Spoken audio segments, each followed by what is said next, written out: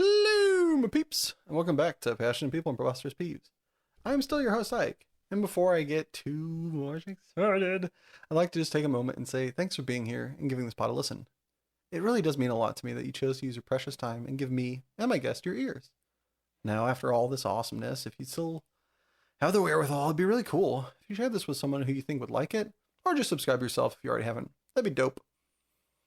And if you want to find me, you can go to twitter.com/likeikes or @likeikes. It's probably the way the cool kids were saying it. Or you can always message me at passionandpeevespodcast@gmail.com. So I've had an amazing weekend. I have played, let's see, since last we talked, I have played a bunch of Magic the Gathering Online Cube, which is like one of my favorite formats. Do all the wacky cool stuff. It does have diminishing returns, I'm starting to finally feel.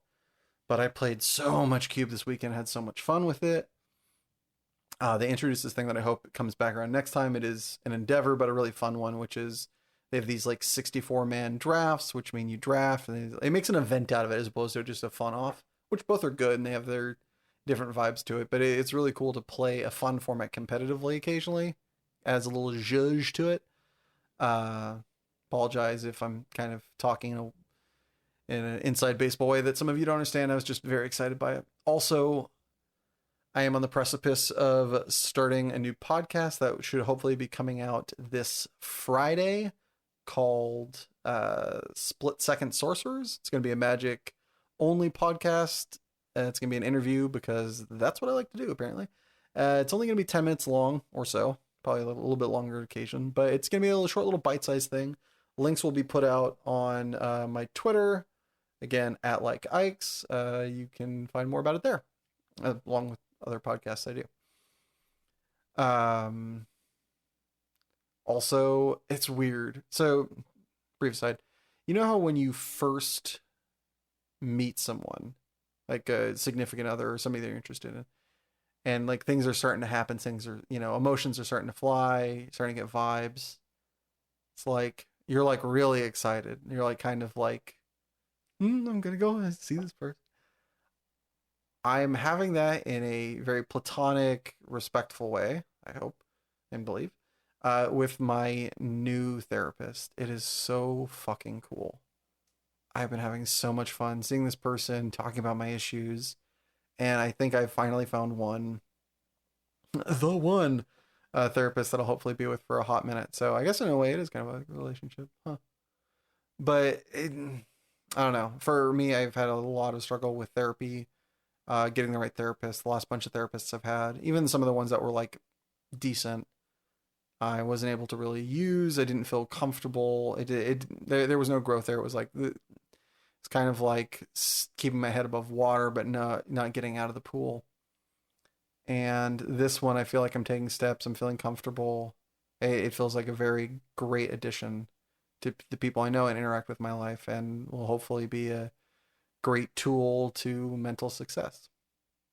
Also, on the same kind of thing, speaking of success, I started working out. Woo! All of 18 minutes a day. But yeah, I'm super jazzed. I've been able to finally start getting myself to where I can work out in a way that it's get up a nice sweat, start off the day that way, but it doesn't take so much time that I feel like impossible to do it the next day. Also started doing a thing that my brother really recommended, which is sleeping with my phone not near me. Sleep with the phone across the room. And I've been finding that I'm a lot more refreshed when I wake up, when I'm not going to sleep watching YouTube videos, as opposed to just like zonking out. So thanks, bro. That was great. And yeah, so lots of life inclusions there. I would recommend all of them. Those are definitely not me things. Phone away from you at bed is gas. Working out in the morning is annoying, but it's a great start to the day. The people that are like, well, once you've done the thing that you hate to start the day, it's all easy. It's not that simplistic, but it isn't not that simplistic. It does add a lot of value. Anyway, back to the pod at hand. Today we have the adorable and hilarious ZANE. He's a great friend of mine, and I was so happy to have him on this podcast. So without further ado, enjoy episode 8 of season 3 of the podcast. All right, folks, with me today, a 2-year Orange County preschool rock, paper, scissors champion, got 3 non-elective surgeries in as many months, and was so good at playing Captain Hook in the Sierra Vista 5th grade play of Peter Pan that he learned everyone else's lines just because he could. It's ZANE TOLEDO!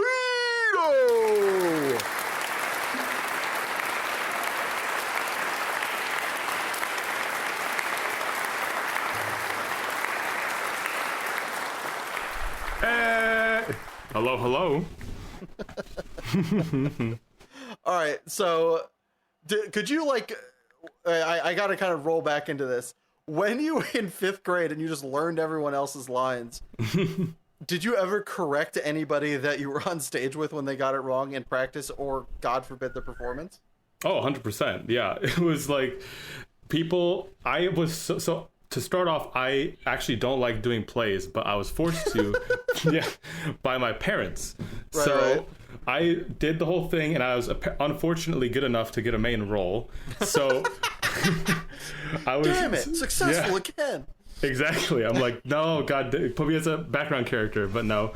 But I was so worried about messing up on stage. I had like really bad stage fright. So I memorized the entire script front to back so I would never mess up. And so during practice, during the performance, I would actually correct people who had forgotten their lines. I'm like, hey, you're supposed to say this thing. During the performance, that's fire. Oh, yeah. By the way, as we'll hear throughout the recording, you seem to have some chirpy guests. What friends of yours are we going to be hearing in the background there? Yes, I'm sorry for that, but I have 4 pets in my house. So I have 2 dogs, which are Ricky and Lucy. I have a cat named Buddy, and then I have a very loud bird named PK. So you'll be hearing them from time to time. What kind of bird is PK? He is an African gray. And we've exhausted all my knowledge of birds. So, to get to the podcast, what decision in life are you the most proud of making? The decision in life that I'm most proud of making is definitely breaking out of my shell and becoming more of an extrovert, because before I was actually very reclusive. I actually didn't like talking to people. I didn't like going out. I always wanted to keep to myself.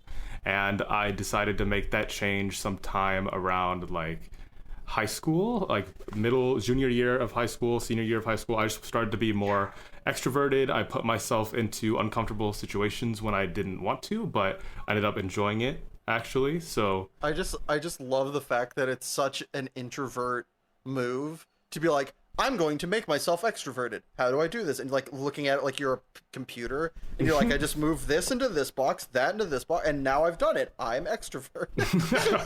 Yeah, it's definitely easier said than done for me. It was for sure. Yeah, not easy, but yeah, now I very much like how I am now. So there are still times where I get introverted, right? Some days I feel like I don't want to talk to people, or I just want to, stay inside. But I like how things are now. That's awesome. Yeah. So this is a good introverted question. What's your favorite non-musical sound? My favorite non-musical sound? Just like a general sound that I like? Yeah, whether it's, in TV, movies, you occasionally make it, a dog makes it, whatever. Just something that's not made by an instrument, because those are made to be enjoyed. But there's so many sounds in life that we, you just kind of like, and it's just kind of like, that's nice, I feel you. So sounds that we would otherwise take for granted. Take for granted, or not really appreciate as fully as we would something, instrumental or yeah vocal. No, I think something that comes to mind is like just the sound of the wind, just being outside, isolated, not around anyone, and just listening to the sound of the breeze passing by, which is something that's not you can't really listen to nowadays with how busy everything is. But yeah, when you get those moments of stillness and quietness alone with yourself, it's actually very, very calming. Your introvert showing again, my friend. Very true. Do you have a best or most memorable piece of advice you've received over the years? Oh yes, so I have when you asked me, when I saw this question, I immediately thought of two things. One of them was definitely in the more memorable category than actually good advice. But, Sweet. I'm here for this one. This one's gonna be beautiful. oh yeah. It was when I was really young. I must have been like 5 or 6, and we had I had my neighbor who was actually like a foster mom, and so she would always have kids across the street, and they were like different every month. And I thought, to me, that was great. I'm like, oh, this is awesome. I get new friends. Like, I get what new friends came in this week? Exactly. I'm like, oh, this is awesome. I get friends delivered to me. But I remember there was 2 that were more of a permanent resident over there. So they were like, they stayed there for a majority of their lives before they moved out. But they were a few years older than me, maybe like 6 or 7, and one of them came over to my house and we were playing whatever, and I don't remember what exactly we were talking about. I think we were talking about school and why she wasn't doing well, but she said it doesn't matter in life how hard you do in something or how hard you try in something, because someone's always going to be better than you. And that's definitely not good advice or like a healthy way to look at things, but when I was a kid, I was just like, I'd never looked at that things that way before. That's really weird. So it's up there with the, it doesn't matter what your name is. Exactly, yeah. It's like, what the hell? Yeah. So that's one of them. And then the other piece of advice that I was given was how to view talent. So, I didn't actually, this is actually something that I discovered recently. So about like 3 years ago, I didn't even pay attention to talent, or I didn't even think about talent as a concept. We all know what talent is, right? It's just there. But yeah. I met someone and they we were just like talking, and then they challenged my view on talent. And they were like, talent is actually not good. And I'd actually never thought of it like that before. So we had multiple discussions, multiple arguments about talent, and basically what it came down to is they believed that talent is a necessary evil for the world. It's something that we need to progress as a race, because we need talented people to come and create great things and move and progress us as a whole. But talent is also toxic because it takes away the dreams of others who don't have talent. So, for example, if you have someone who's trying really, really hard in something, but they don't have the talent, but they have the passion and the work ethic to try and do well in that, it doesn't matter, because they could just be superseded by someone who has talent. And that's basically what their whole argument was. And I'd never looked at it that way before. So that's very fascinating. Yeah. So from their perspective, I actually learned a lot just viewing it like that. So to backtrack, you reminded me of something hilarious that I don't think I've shared on this channel, but maybe I have. It's been many episodes, so I apologize for those of you that have heard this before. But when you're talking about like, oh, I get new friends every month, from this foster family across the street, mm-hmm. Literally, this is verbatim. When I was 4.5, 5 years old, I think it was around my birthday time, my parents asked me what I wanted, and I said, a baby brother. And they're like, okay, well, we're going to have to work on that. And then literally, I don't know if it was because of that. I like to believe it was because of that. But just over a year later, I did, in fact, get a baby brother. Hey. So ask for what you want, folks. Maybe your parents will give it to you. Very nice. Actually, it reminded me of just like, oh, I got a new friend. Like, I wanted a baby brother because one of my neighbor friends had a younger brother who they hung out with. And the idea of an age gap didn't occur to me because they were like closer in age, and then I got a brother that was 6 years younger than me. And so up until we were both adults, it didn't really work. It was just kind of like this little shit that tagged along. I was like, oh, I gotta take care of him, I gotta babysit him, I gotta do this, I gotta do that. It was never, we never really got along until later. But thanks for the present, Mom and Dad. It took 20 years, but I like it now. Yeah, there you go. It's actually quite similar for me, because I don't know if I asked for it when I was younger, but I do have a younger brother by 4 years. So it was actually, I can kind of see what you mean by yours being too far of an age gap with 6 years, but for me, it was definitely closer because it's four. So there were some times where we got along and we made things work, but definitely during like my middle school and like high school years, we did not. Yeah, when you're like very much at different schools. Yeah. Like there's certain age brackets where it's just like you're different now. Exactly. Yeah. Like when you're 10 and they're 6, you're like this little shit. Exactly. Yeah. So it worked out for a few years, but yeah, and then we clashed, but now we're cool. Yeah. Now we're good. Cool Yeah. bros. Hell yeah. Well, on a different kind of wavelength from our childhood foolishness, what's the silliest thing you believed as a child that you now look back and giggle? Oh, the silliest thing that I've looked back on. Probably. So I mean, I could always say like the mythical, like whatchamacallit, what's the word? I don't know if it's like holiday, but like the like Santa, the Tooth Fairy, or like Easter Bunny, all that. I could say I was thinking back on that, and I couldn't really remember anything besides those things, but I was with the Tooth Fairy. Oh, and like the Leprechaun, right, for St. Patrick's Day. But when my parents told me about them, I like legit believed it, and I wanted to catch them so bad, and I never could. That's awesome. Yeah. Did you please tell me you set traps or made plots to accomplish this? Oh, I did. Yes. Yes. Oh yeah. Yeah. It never worked out though because weird.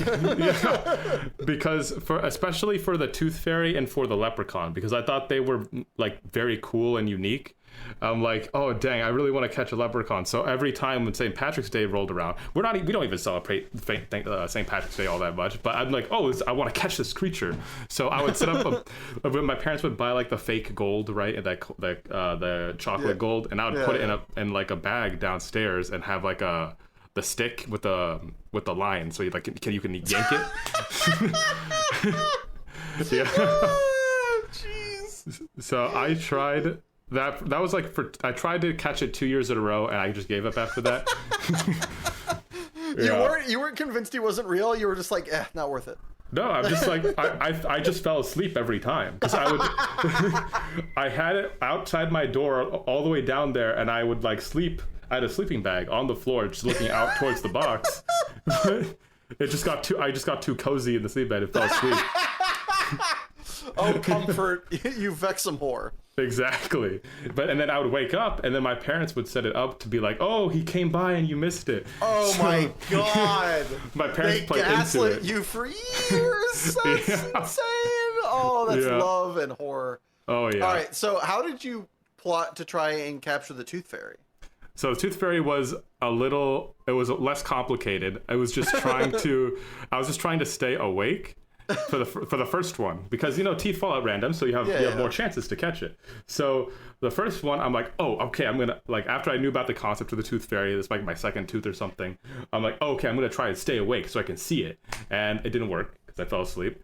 And then of course my parents still did like the quarter under the pillow for your tooth. There you go. So like, dang it, I missed it. So for my next tooth that fell out, I hatched a plan. I'm like, okay, I'm gonna instead of putting it under my pillow, I'm gonna put my tooth like in my pajamas, so that way I can catch it. And so I put it in my pajamas, and I tried to stay up still, but I fell asleep. And when I woke up, my parents still found it, and they put $1 in where my tooth was. Wow. Like, oh my god, yeah. So those are my plans, and they failed. That's so awesome. Oh my god.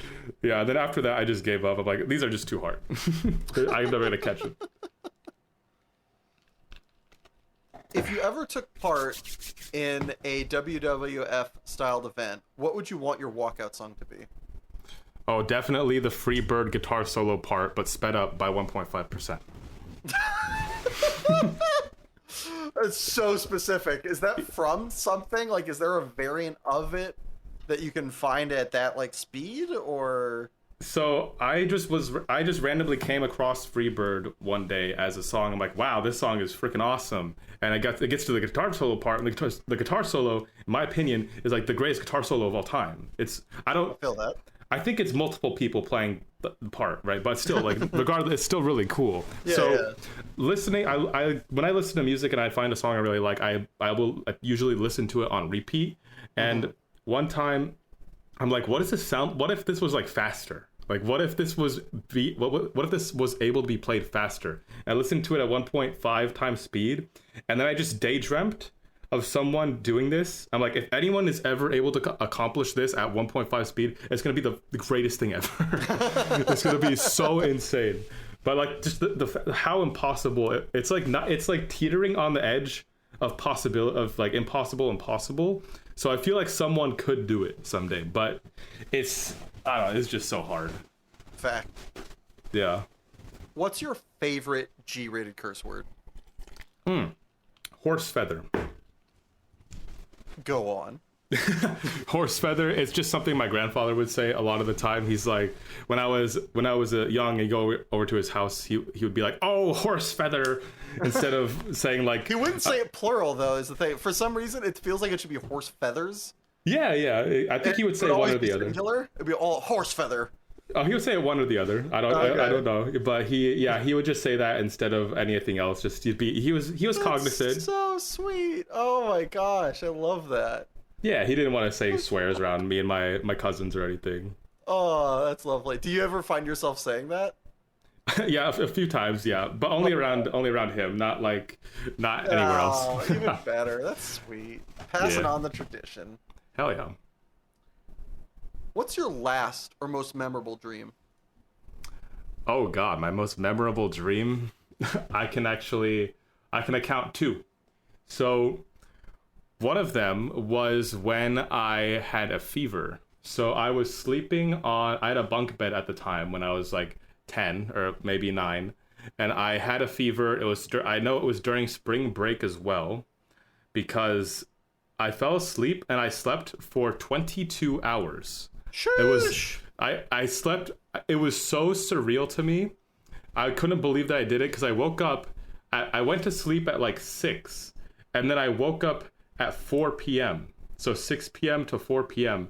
And I'm like, I went down. I was so like disoriented. I went downstairs. I saw my parents. I'm like, what time is it? Like, what I thought it was. No way that clock was correct. Yeah, I thought it was 4 a.m. because I had an analog clock. I'm like, why is it so bright at 4 a.m. and why are you guys awake? And my mom's like, no, you've been asleep for like almost an entire day. I'm like, what?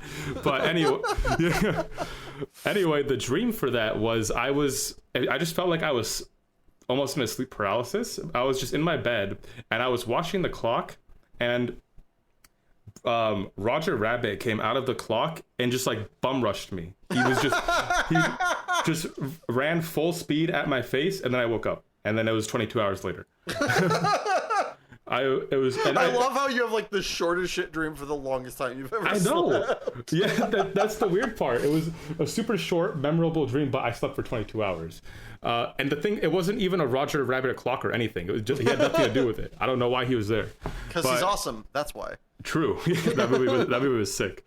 But my second dream, and this one is longer, that I remember vividly when I was a child.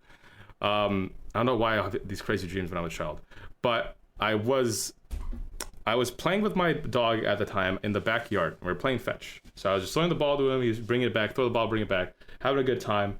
And then on like the 5th or 6th time, I throw the ball. My dog runs and gets it, and instead of picking it up with his mouth, he stands up on both hind legs, turns around, and then also bum rushes me. I'm like, whoa. You've got this history of being attacked in your dream by things that you think you'd love.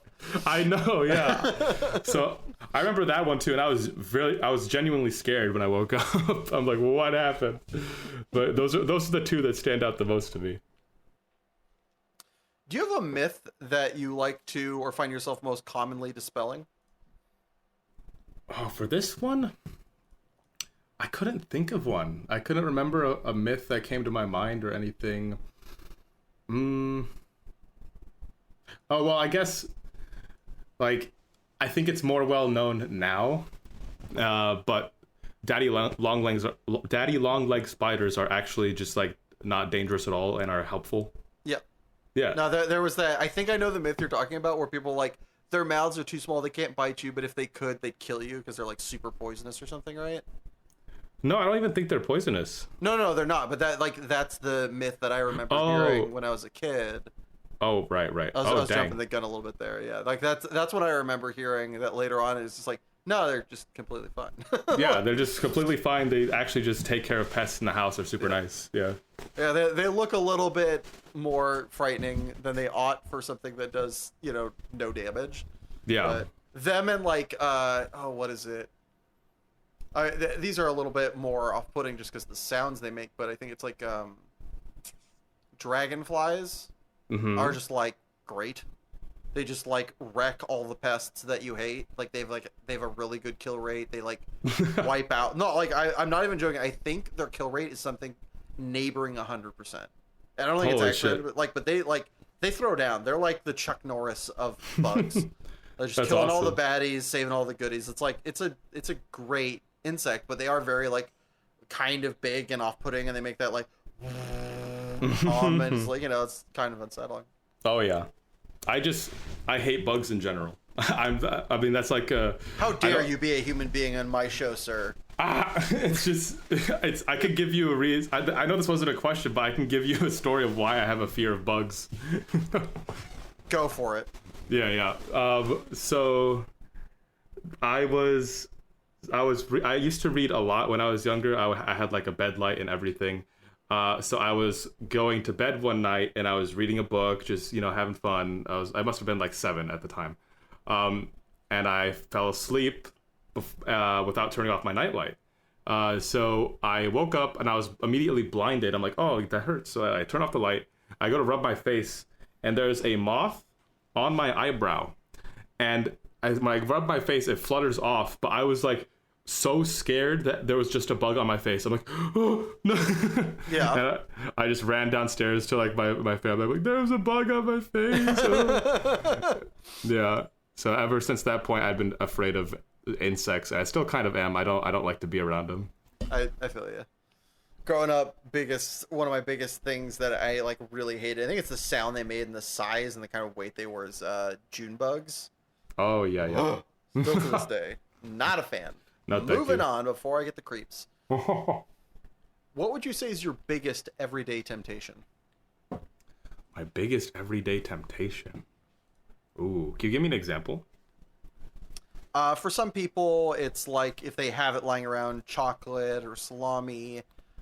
For one of our, is it the literal last guess? For our last guess, it's rolling back and falling asleep.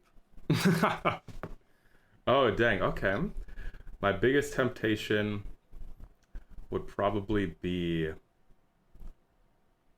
like sour gummy candy. It's like I ravaged that candy when I was a kid. I would like get like, even now if I think of sour Skittles, I salivate. And it's just I think it's my body giving. I ate so much of that when I was a kid. I think it's just a reflex at this point. Yeah, you're just addicted. Yeah, you're like Pavlov's dog. You just think of it. Yeah, I don't eat it that much anymore now because sugar tolerance is much different than when you're a kid. But Fact. Yeah, it was really bad. I wanted sour candy for everything. I tortured myself with warheads. I'm thinking about warheads now. Now my mouth is salivating.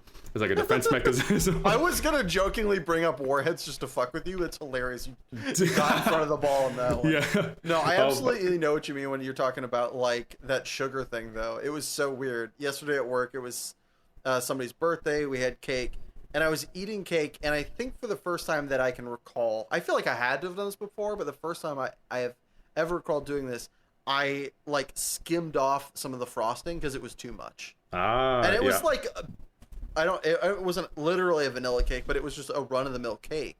It wasn't, like anything ostentatious. And I was like, too much. And then I was like, oh, God, I'm old.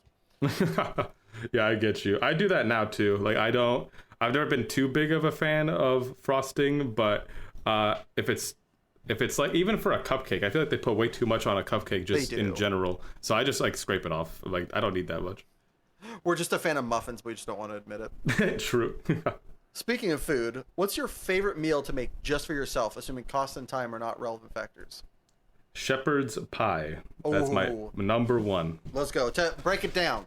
Oh, all right. Boom. So you got ground beef, you got carrots, you got peas, you got green beans. You can put corn in there if you want to as well. And you put it all together in a pan, and then you top it off with mashed potatoes and cheese. And they just put it in the oven. Boom. There you go. It's like a pie. It's like a cake, but meat. It's a savory cake pie. Exactly. It's just, oh, it's so good every time. It is. Given the opportunity, what is your favorite personal anecdote to tell? My favorite personal anecdote. Can you remind me what an anecdote is? Anecdote is a story. Oh, my favorite personal story. Okay, for sure. I think my favorite personal story. I'm thinking because there's so many. Probably, what's the first one that came to mind? The surgery, my surgeries that I had when I was younger.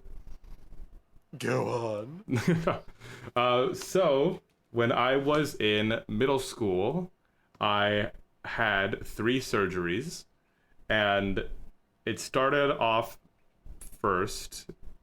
How it all started was I was just playing soccer. So I played soccer for 13 years. When I was a kid. Show off. Like, yeah. I was forced. It was against my will. But I played, and I was playing through a game, and then the game was over, and then I felt weird. My stomach area was not feeling sick, but I wasn't feeling sick, but I also wasn't feeling okay. I'm like, this is like not right. Something's not right. And I told my parents, and they're like, no, you're fine. And I'm like, I don't think so. And so that night we went home, I went to bed, and then I woke up in the middle of the night in terrible, terrible pain. My parents rushed me to the hospital, emergency, all this. And my appendix had ruptured. So it didn't explode, but it was cut and it was leaking. And the first hospital I went to was so bad. We got in there like early morning, and the doctor didn't see me until 4 p.m. So I was just in pain for the entire day. The hospital was actually dog shit. It was so bad.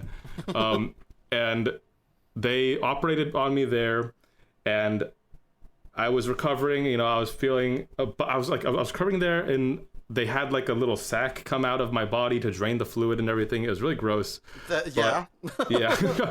But I was there for 2.5 weeks, and holy fuck! Like in the hospital? Yeah, in the hospital. Yeah.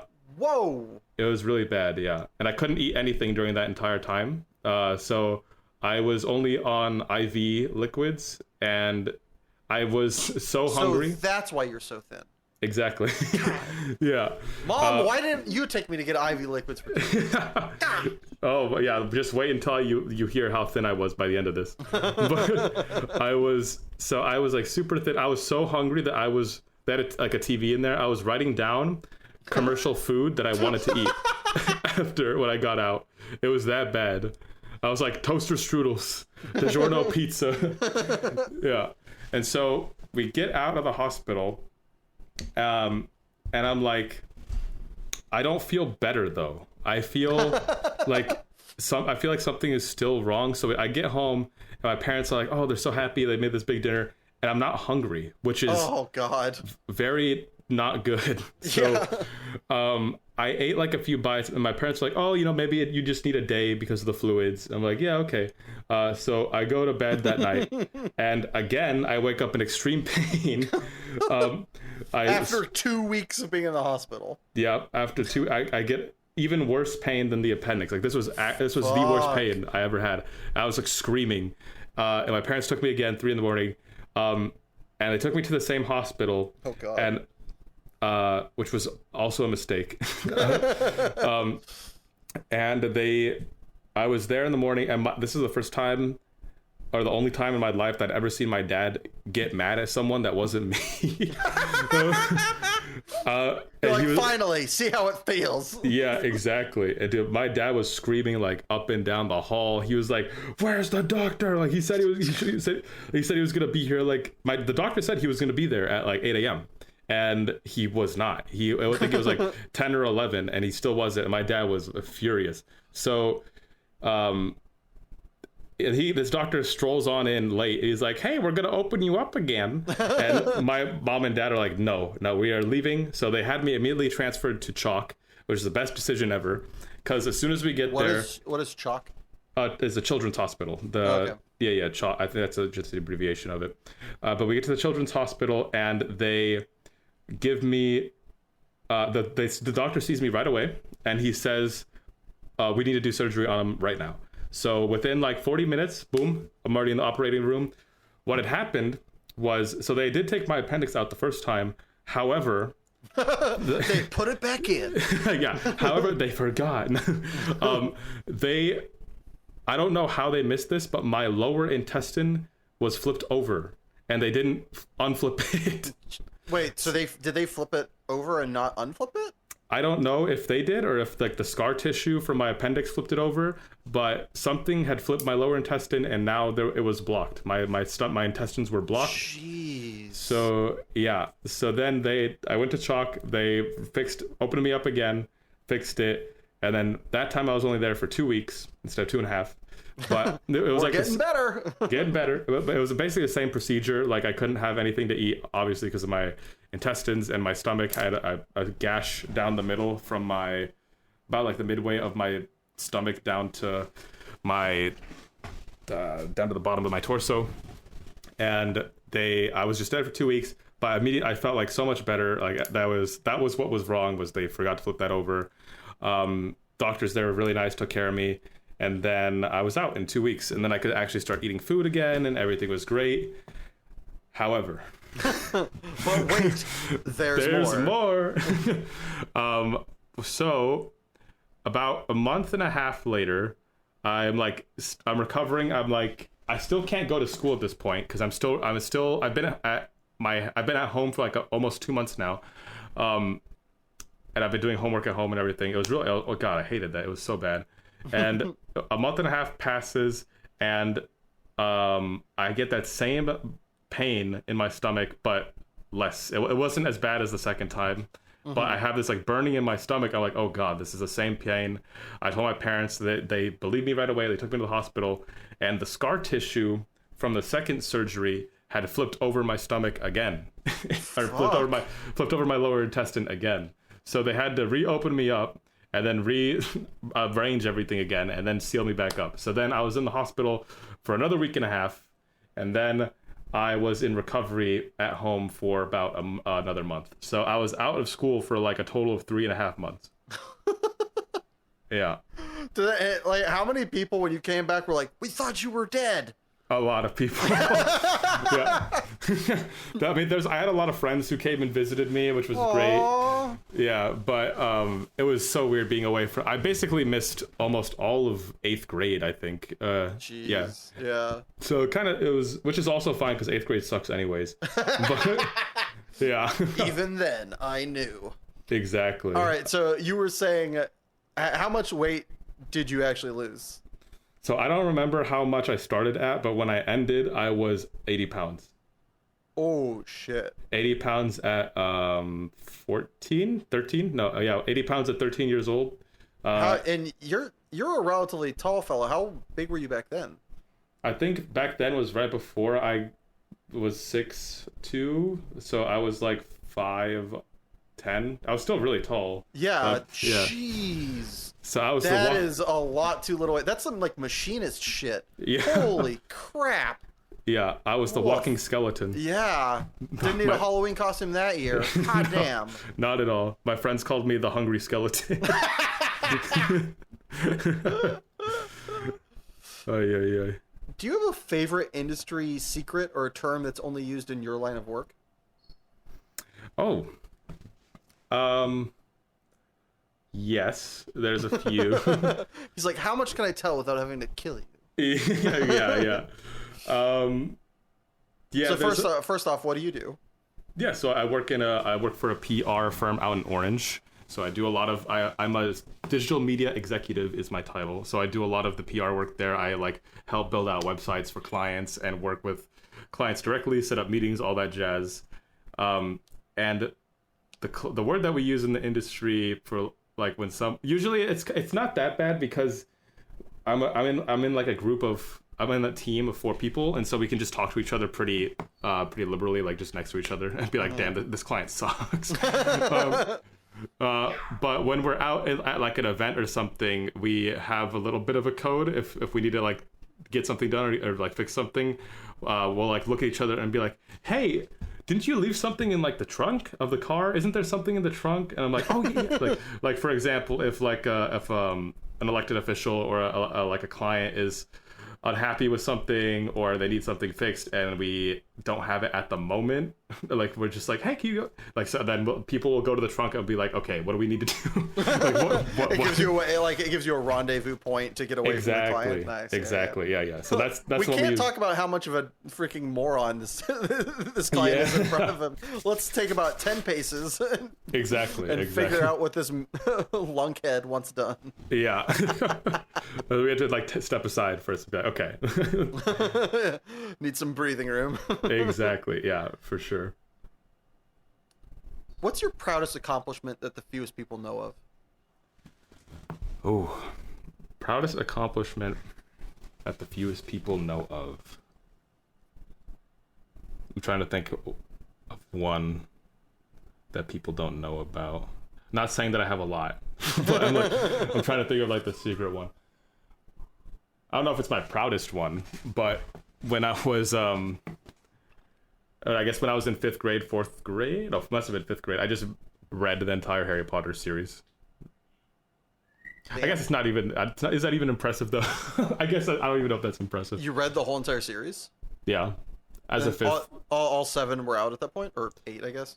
I think 6, and then the 7th one came out after that.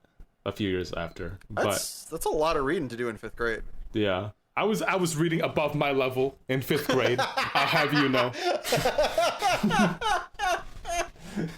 Even then, I was awesome. Hell yeah.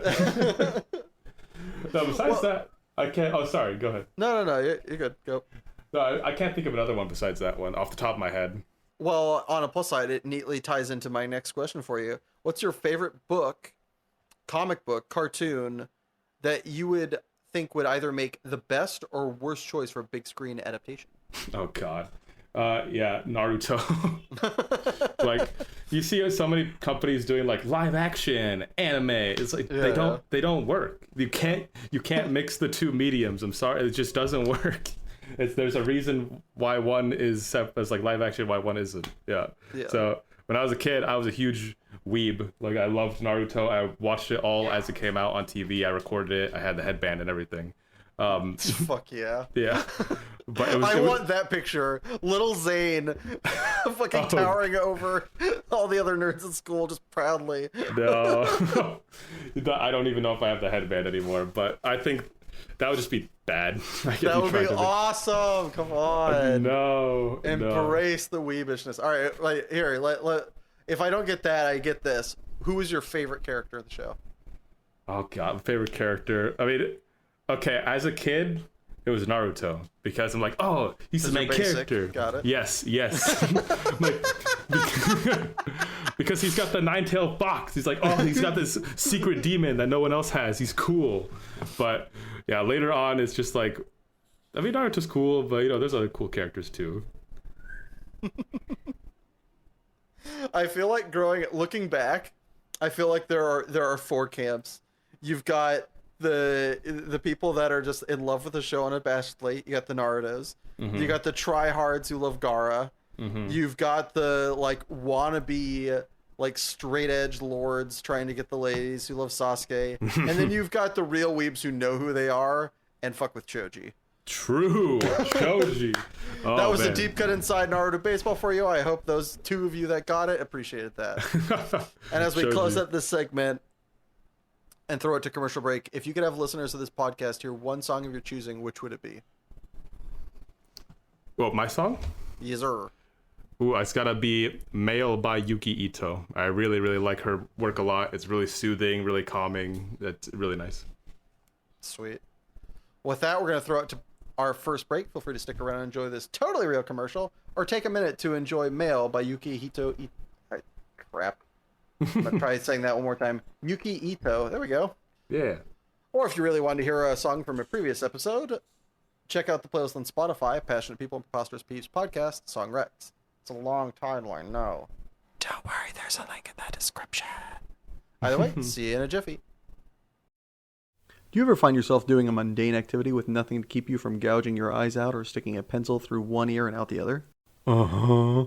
Well, then perhaps I could introduce you to music. Music comes in a variety of different types, flavors, and colors. Theorists say that it's the best thing to introduce to your life since food. So go out and get some and make your life just a little bit more bearable. Welcome back, everybody. So, Zane. Yes. What's your passion that you've brought with you today? Well, my passion is actually one that I rekindled very recently. It is Magic the Gathering. It is I'm sure your listeners know about Magic the Gathering to some extent. Just but a little. Little bit, okay, yeah. It's a card game that's been around since like the early 90s. I got back into it I played it back in 2012. Like 2011, 2012 was when I first was introduced to the game. I was very green. I'm just like, oh, these are like very cool. Look at these cool monsters. And then I played for about 4 years. No, I played for about 2 years, and then I stopped because I was a teenager and I had no money. And then Magic was lame. Yeah, and Magic was lame. And I would have kept playing if I had those, but I just like dropped it because I saw no point. There's like no feasible way for me to play. Yeah.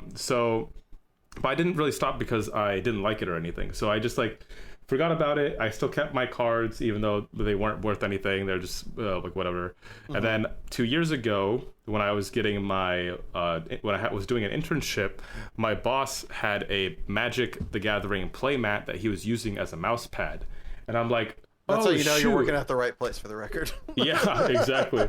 And as soon as I saw that, like I'd already known him for about a week because I worked Monday through Thursday at home, and then Friday I went into office. And so the Friday I went in, I'm like, oh my god, what, you have a Magic the Gathering like playmat? Wow, I forgot about that game, blah blah blah. And so from that, seeing that, it like reignited my passion for the game. A new set was just coming out. And then I just got back in. I went with him to do drafts and stuff, and then I just got back into the game completely, and now I play competitively for fun. And more importantly for this episode, you also do something else with the game that's really unique and fun. Yeah, and also I've more recently as well decided to start making content for Magic. So I started a YouTube channel about a year ago, and I started initially just, I wanted to educate. I play a certain deck in a certain format, and I wanted to educate other people of like how to play it, what you should be doing in certain matchups, yada yada, all that. But within the last few months, I started to upload more consistently and just make more content that's more fun. Still content around the deck that I play, but also making just like general content creation for fun. So like meme style videos, and those have actually been doing pretty well recently, and I've had a lot of fun making them, and I continue to do. I plan on making more in the future. That's so awesome. I didn't realize you had started playing so recently. That's replaying so recently. So you stopped. So we're gonna kind of now go back in time, Skosh. You said you started playing. You're 12 years old. Yeah. You play for a couple years. Mm-hmm. Then the honeys don't be liking that. You ain't got the cheddar for it. You're like, screw this game. I got racks to move. I don't know why young Zane is a mobster, but he is now. Canon. There you go. So that's 14. You're currently 25, 26, right? 25. Yep. 25 and very alive. Yes, sir. So 25. 2 years ago, you're 23. So 9 years apart, mm-hmm. and you just pick up the game, and you're right back in it. You're throwing down. Did you have like competitive experience or anything like it, or I mean, I know you played sports growing up, but you said you were very much like didn't really want to do it. Parents forced me to do it. Mm-hmm. Is playing sports or competition something that has been a through line for you your whole entire life, where getting into competitive space and doing well was like relatively easy, or something that you weren't, didn't find difficult to do, or how did that all shake down? Yeah, so I wanted to initially when I played Magic for the first time, I was just playing for fun. You know, I just got into the game. I didn't even know about decks online. I'm just like, I was just opening packs back in 2012, 2013, like, oh, look at this rare card. I'm going to put it in my deck. It's sick. And I was very kitchen table, right? And then even towards the end when I was about to stop playing, I was a little bit more attuned to the game, but I still didn't look up anything. I'm just like, oh, okay, I know how cards work a bit better now, but not really. And I still was it's really kitchen table. But sports have definitely influenced like my competitive edge. Like I've just wanted to, always like competing. I think it's fun. And then I don't play this game anymore, but I used to play a lot of League when it was very popular. And so League of Legends. League of Legends, correct? Yeah. So I used to play a lot of that and play ranked, and that was also very fun to play competitively. Fun in quotation marks. Yeah, very, very much a competitive game to be sure. Yeah. Just all you got to do is look at the chat. Exactly. Yeah.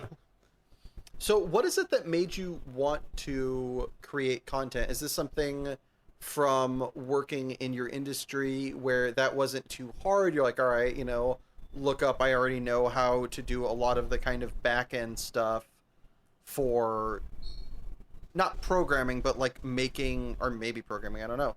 But like, was this something where you kind of already had, you were already like kind of incidentally leveled up in this circumstance where coming in it wasn't going to be so hard to make videos? Or was it just you saw some videos and wanted to make them?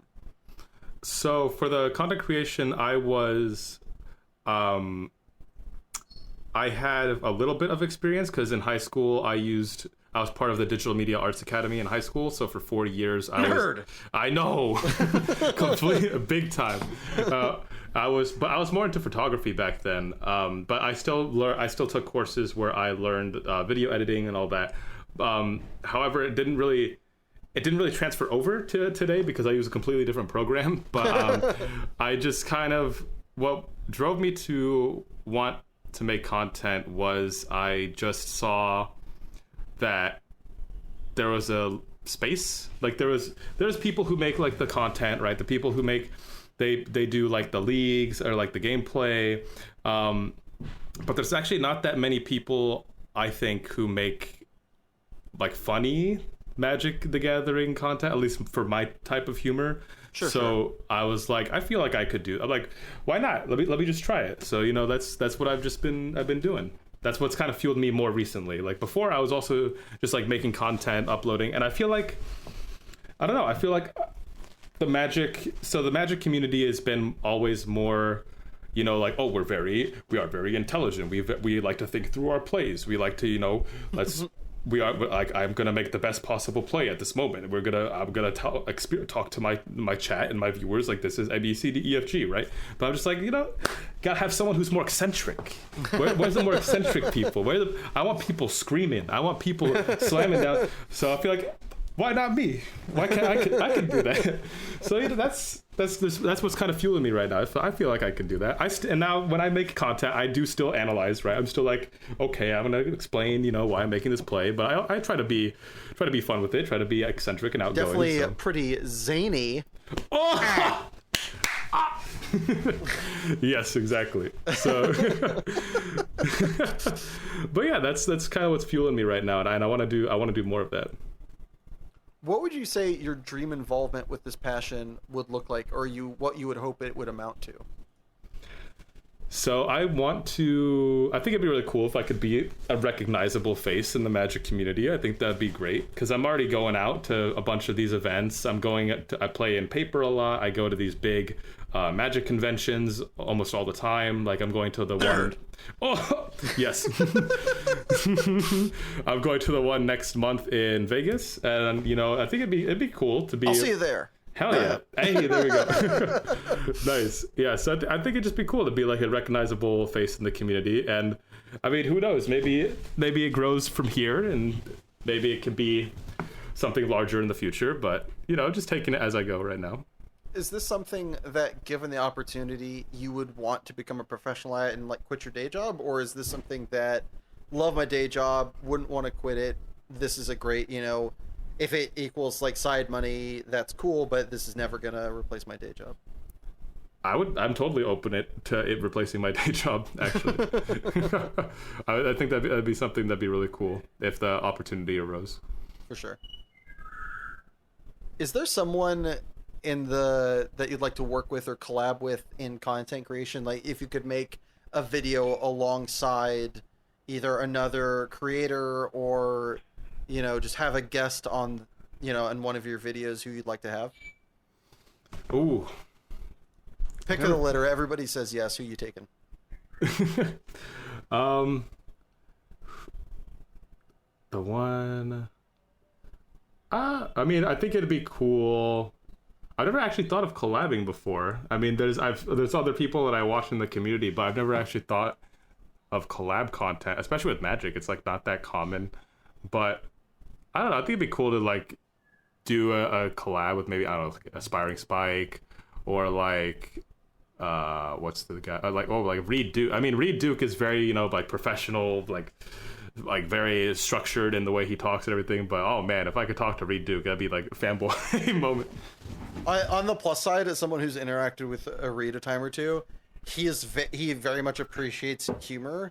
Mm-hmm. So I think that is actually something that would not only it might be a difficult thing to get to happen, but if you got it to happen, I think it would be a great kind of mirror to bounce off of.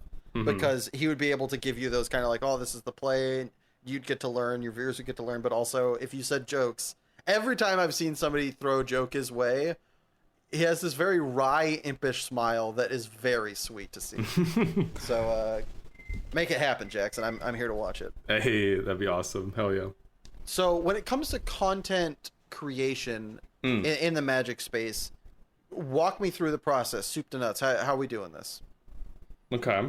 What do you want to, well, for like the meme content or for the like gameplay content? Either, whichever one you want to walk us through.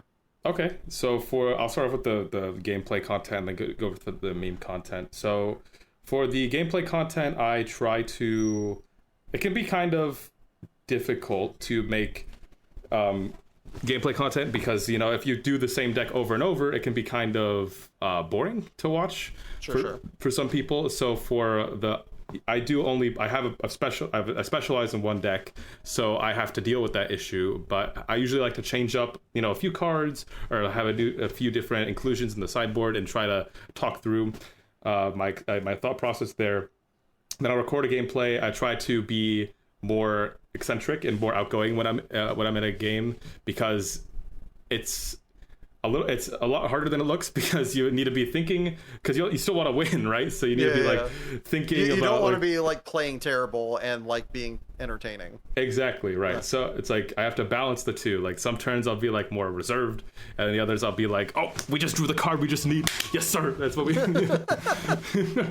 So yeah, I try to find a healthy balance of that when I'm making content, and also Magic content can be quite long, so I try to like cut out unnecessary portions. So like I'll clip, if my opponent's taking too long to make a decision, I'll like try to clip that and make it shorter. So that's kind of my step-by-step for that. So you're recording your game as well as you while you're playing the game. Mm-hmm. Was there ever any thought to record yourself after, and just kind of like as more of like, you know, kind of pair it with the way the game's being played, but not so that you can like think while you're playing the game, and then, you know, kind of give it a little bit more of a zhuzh in the afterthought, so that you're kind of marrying both thinking really well while kind of hamming it up a little bit?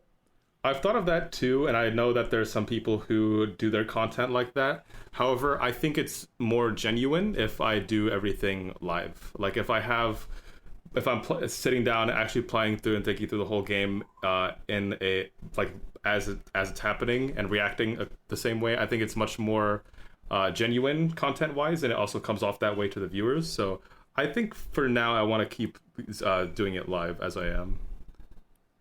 Sweet. Yeah, no, that makes total sense.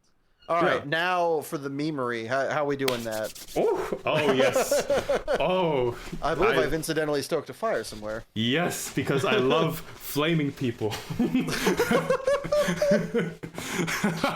So initially, For my so I wasn't even thinking about making that type of content until a few weeks ago, where I made my first one, and actually it did quite well.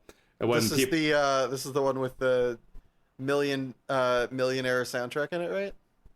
Oh, there was that one was for I thought that one was just more funny, but the bit for the larger video after that was when the ban list was coming around.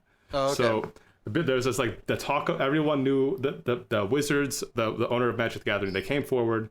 They're like, okay, we're gonna have a ban list announcement on this date. So for like the week and a half leading up to that date, people were like, there's so much talk about it on social media and talk in like Discord and in person. People were like, oh my god, what's gonna get banned? What's gonna get banned? And people were just saying the stupidest shit. I'm like, I'm just like.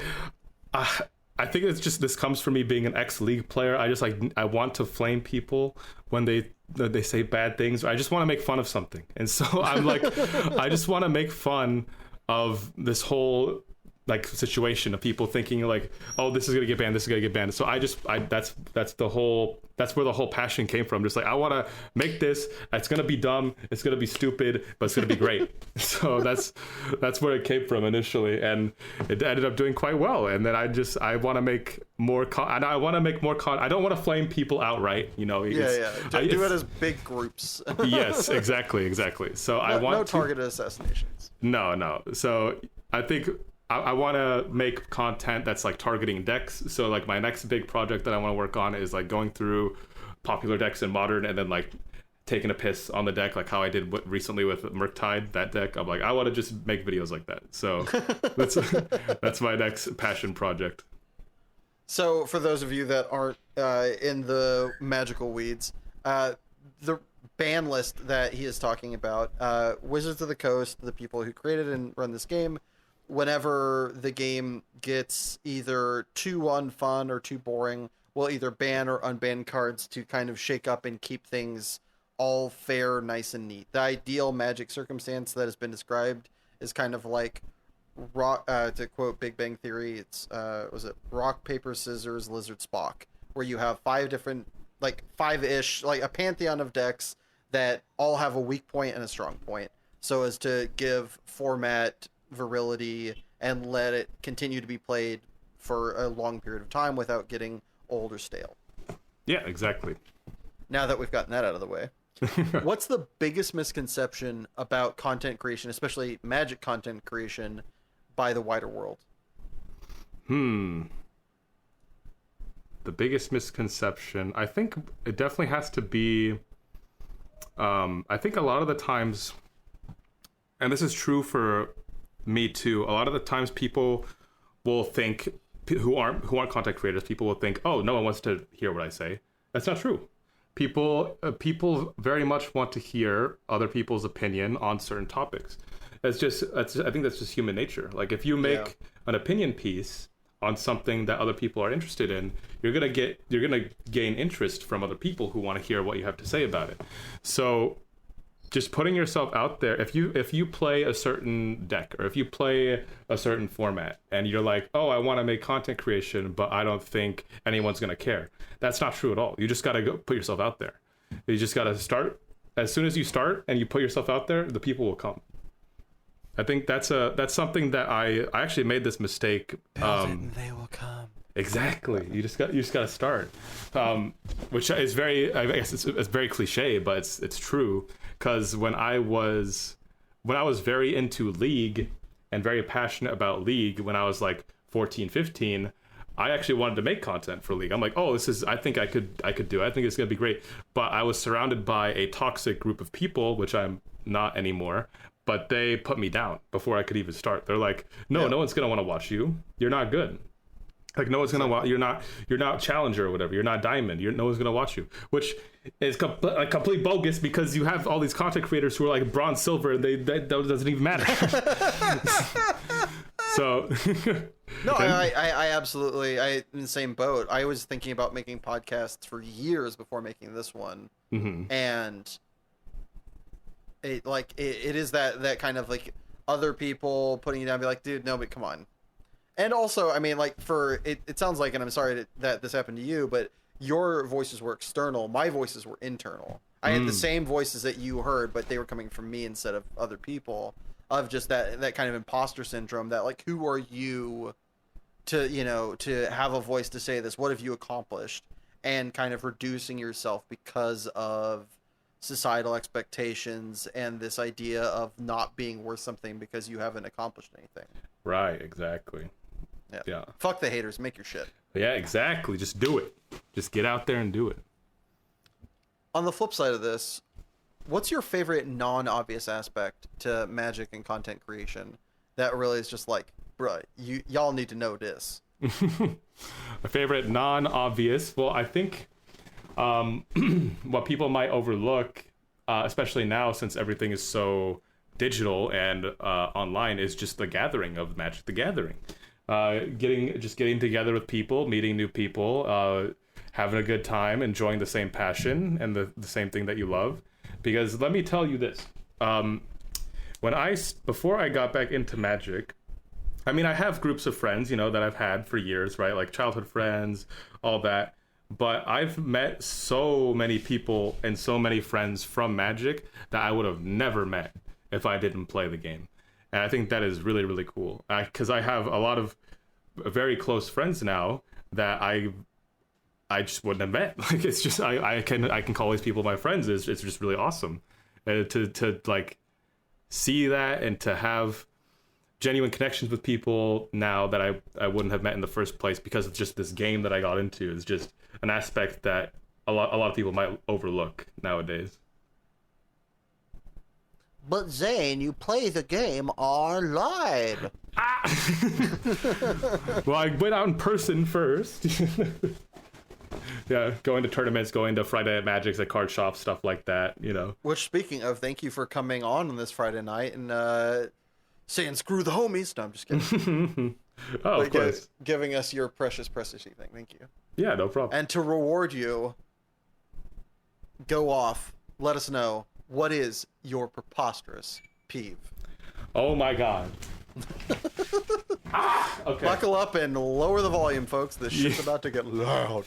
Oh my goodness. Okay, I'll try not to scream, but the thing that I hate the most, I can't stand, is ASMR, specifically mouth sounds. So anything, I'm gonna make me throw my headset. I'm gonna throw my headset. Sorry, I got Like that, drinking water, like the sound of liquid being swallowed. I don't know how to describe it. It's like that, but then also mukbangs. I don't know if I'm pronouncing that right. Mukbangs. Oh my god. One of those. Yeah, one of those. So for those of you that don't know, a mukbang or a mukbang, however it's technically pronounced, is when someone, usually somebody else on YouTube, is when you'll generally see it being recorded, where they just eat a fuck ton.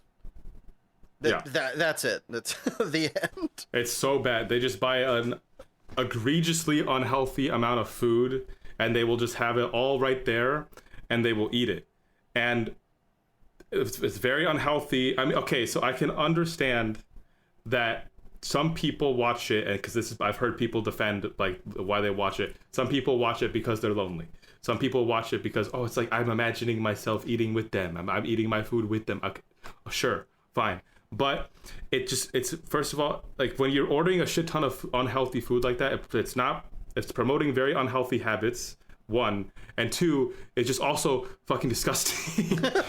it's just because the people that are doing these mukbangs, it's not like they're dressed to eat. They're dressed like they're going on the goddamn red carpet. They got a full on like dress. They got like 20 pounds of makeup on their face, and they have heavy lipstick, and they're eating like Kentucky Fried Chicken. And I'm like, what are you doing? You're getting lipstick all over the chicken. What the hell is happening? That's your big problem. It's so bad. This chicken did not ask to have lipstick put upon it. What you doing, lady? It did not consent. What are you doing? Oh my god. It's just all right. So your nightmare is watching somebody do a mukbang while drinking a lot of soup. Yeah, that'd be and just getting that. Oh god. Yeah, it would just be really bad. God.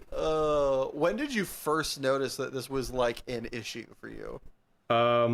So this was like a few years ago when mukbangs, I think it was on YouTube before they started blowing up.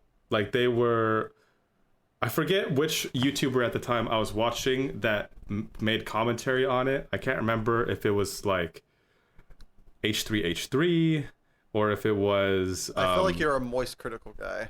Oh yeah, or if it was critical, or I forget who started to call attention to mukbangs, but someone did, and as soon as someone did, it just exploded, and it was just like everywhere. It was man, it was so bad. I didn't know about them before that, and then once I saw them, I'm like, what the hell? I mean, you also and I couldn't unsee them. Exactly, and there's also, of course, Nikado Avocado, that behemoth. Yeah, I feel sorry and disdain for that man. Yep. Yeah, but yeah. Did you have a time where this peeve shone the boldest? Perhaps was too much of an offender and creeped out into causing problems in your own life? I think I haven't had a situation arise yet where it's been an issue. However, there have been times, like I think during college or during high school, where someone was eating just very annoyingly, and that way, like they were chewing with their mouth open, or they were like swallowing. I don't know why. I don't know why some people swallow so freaking hard. It's like, you do not need to be drinking water that hard. Like, calm down. I don't remember when it was, but there have been multiple times where that has happened, and I just need to walk away. I can't be by the person. Yeah. So, but I don't try to call attention to it. I'm like, I need to take a phone call. Or like, I need to use the restroom real quick. I'll be right back. Mr. President, what are you doing? Yeah. It's the middle of the afternoon. Just like walks off. Exactly. And I just I step away and I like wash my hands or wash my face and like to take a breath or something. I think I've gotten better at it now, but it really annoyed me back then. And with that, we're going to take a phone call from the president. I mean, our second ad break. But don't go anywhere, because when we get back, Zane is going to enter the lightning round. Oh, hell yeah. This podcast is sponsored by Irrationally. One of the easiest things you can do with your hands and a light source in a dark room. Over human history, millions of people have used Irrationally to great enjoyment. With limitless possibility and no upfront costs, Irrationally will have your hands busy forever. Or until the power comes back on. So what are you waiting for? The power to go out? Oh yeah, right. Okay. Well, but when it does, we'll see you and your puppets on the wall. And we're back. Zane, are you ready to enter lightning round?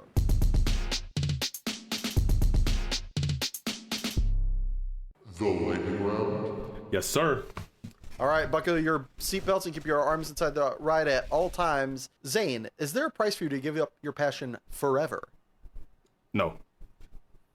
Make the food or do the dishes? Do the dishes every time. Did you ever cheat on a test in school? Yes, yeah. Would you rather have your inner monologue sound like Gilbert Gottfried or Fran Drescher? Oh, Gilbert Gottfried, 100%. Pineapple on pizza or fist fight? I'm okay with pineapple on pizza. You're having the best day of your life. What happens next? Another amazing thing or something terrible? Something terrible, probably. Is professional wrestling cool or lame? It's hella cool. Nick Cage, best or worst ever? Oh, best. So good. Are soups smoothies? What the Yeah. I guess, yeah. Do you create your own thoughts or do you just listen to them? I create my own thoughts. Album, shuffle, or playlist? Playlist. Is there such a thing as a perfect piece of art? No. Have you ever had a crush on a cartoon character? 100%. Are you out of touch, or is it the children who are wrong? It's always the children.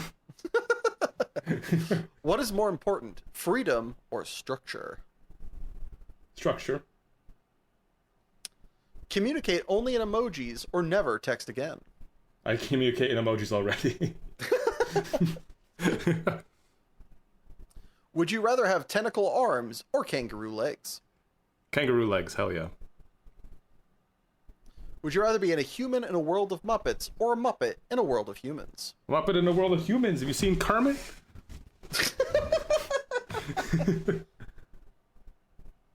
Would you rather meet an extraterrestrial or a ghost? Oh, dang. Probably an extraterrestrial. Muzak at all times that only you can hear, or a live studio audience that everyone can hear? A live studio audience that everyone can hear. I think that'd be more funny. Surf or turf? Surf. Schrodinger's cat, alive, dead, or both? It's both. Are hot dogs tacos? Yeah, yeah. Oatmeal or cereal? A cereal. Just so much more variety. Would you go to a music festival on the moon? Yeah, I check it out.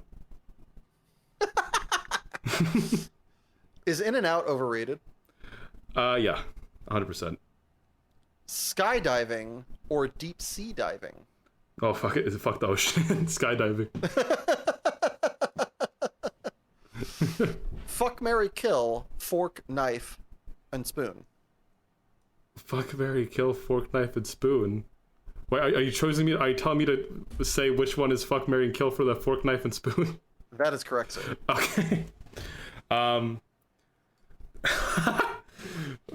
Fuck the knife. Marry the spoon, kill the fork. As we come to our culinary end here, could you eat 37 of your favorite food for $5,000 in a 1 hour time limit? Hell no. I would die. Shepherd's pie, 37, no. What if they're just little tiny ones? Well, either way, congratulations. You've survived the lightning round. Yay. No. Oh, God.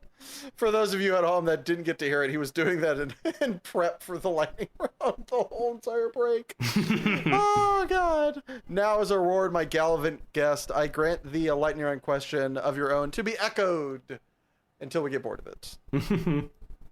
Oh, would you like to be stranded in the desert or stranded at sea? I grew up in the desert. I ain't afraid of no sand. Let's go desert. What about you? Yeah, definitely desert because I hate the ocean. No, thank you.